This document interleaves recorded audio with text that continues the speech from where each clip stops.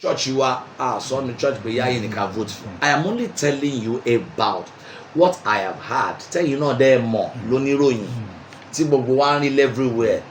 Well, ẹni tí ń ṣe láì tí di governor ká bá sọ pé ó ti di governor kó tó ṣe mi ò tí di billionaire kí n tó máa touch lives ká bá sọ pé mo ti di billionaire ni mo ṣe ń touch lives. nígbà tó bá ń ṣe dáadáa ká sọ. That is it. pé bá ṣe ń rojọ́ ìkà tá bá rojọ́ olóore. ẹ jẹ́ ká rojọ́ olóore bẹ́ẹ̀ ẹ ṣáà ní tí mo fi hàn yín lórí fóònù mi èmi ṣáà kan mo type ẹ̀.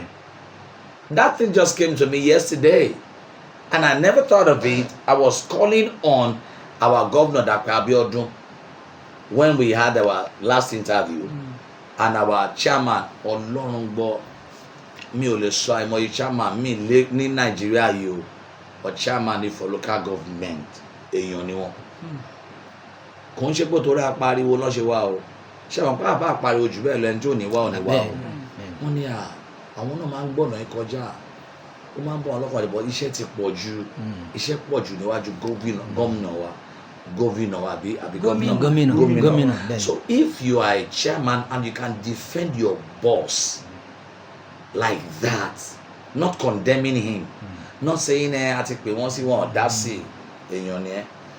I'm a very deep thinker. And to the glory of God, I'm a prophet. Wọ́n ní lágbára Ọlọ́run àmọ́ àwọn àkànṣe sí. Ẹ jẹ́jẹ́ mọ̀ pé ọjọ́ kejì wọ́n ti ń ronú bọ́ ṣe pé wá ṣe pé káwọn tẹ̀ ṣe palliative. Wọ́n ti gbé engineer wá. Engineer ló sọ pé tó máa ṣe palliative ó tún máa ṣàn lọ́nà ni. Gẹ́gẹ́ bí nǹkan tẹ́yìn ti ṣe sẹ́yìn láì mọ ìgbà. God bless you. So that's why I'm thanking him.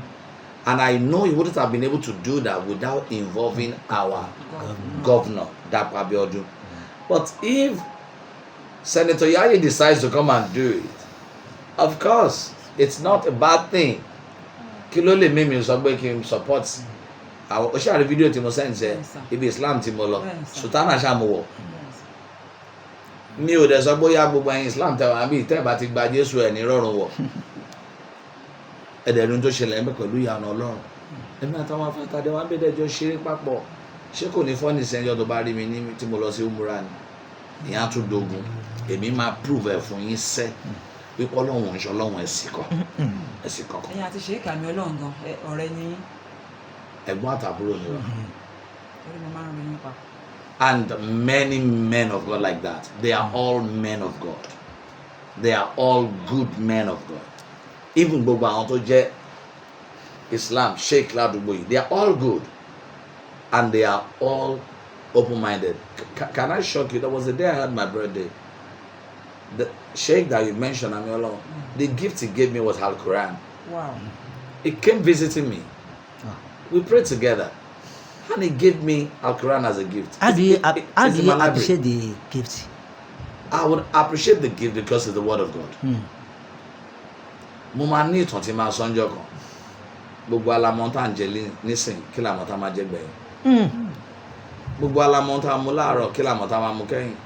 Ẹni tó ń bá ṣe ń sìn ló mọ̀. Ta ló mọ̀ tó máa bá ṣe gbẹ̀yìn. Ókè gbogbo ẹni tó ń wò mí.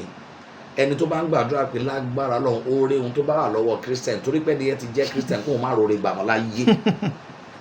Àbí Christian tó ń wò mí kó gbàdúrà pé lágbára Ọlọ́run ẹni Muslim tó bá wà láyé tó bá máa ṣe olóore tó ló jẹ́ Muslim kọ́ lọ́ máa jẹ́ kó o rore gbà.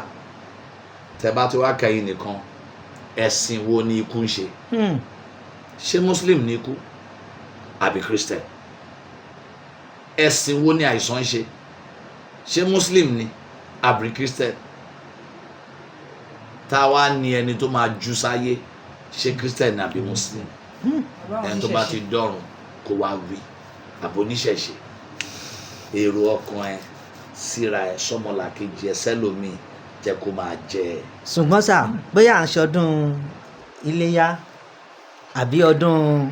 Then against that ẹ lè bèrè ọ̀rọ̀ mi kí n má dá yín lóhùn ẹ lè bèrè ọ̀rọ̀ mi kí n lè dá yín lóhùn bàtà wà ń dàgbà bọ̀ yàtọ̀ sí Christian yàtọ̀ sí Muslim CAC tàti dàbà Christ Gospel Apostolic Church ẹ̀dẹ̀ mọ àwọn ọ̀yà CAC wọ́n á fún ẹ ní nǹkan màmí wọ́n á fún ẹ ní nǹkan wàá jẹ wàá lọ sọ́run wàá padà dé nínú tó máa nà ẹ́ so choice anybody ni èèyàn kò fẹ́ lóúnjẹ kó má jẹ ẹ má jẹ ká blame ọpọ sọ pé ara mi wàá sọ bóyá ó ṣojú yín o bọ̀ kò ṣojú èmi tó bá jẹ́ bẹ́ẹ̀ ni gbogbo iftar ta lọ fáwọn èèyàn ṣe gbà. Ok, mo wá síbi ìnáwó àbúrò mi ń sin ní journalist ní muslim ni, so tó bá ń ṣe wedding, tó bá ń ṣe àbí nínú yín ṣe nìkáì, mo wá jẹ́ ẹ̀gbọ́n ẹ̀, mo wá wà ń bẹ̀, tó bá dárúkọ kí pásítọ̀ Délé ẹ gbàdúrà, màá wá kúrò mẹ́màá nítorí muslim. Kí là ń nira wa gan láyé là ń nira fún? Kí là ta ló rán wa níṣẹ́, ta ló rán wa láti gbèjà Ọlọ́run?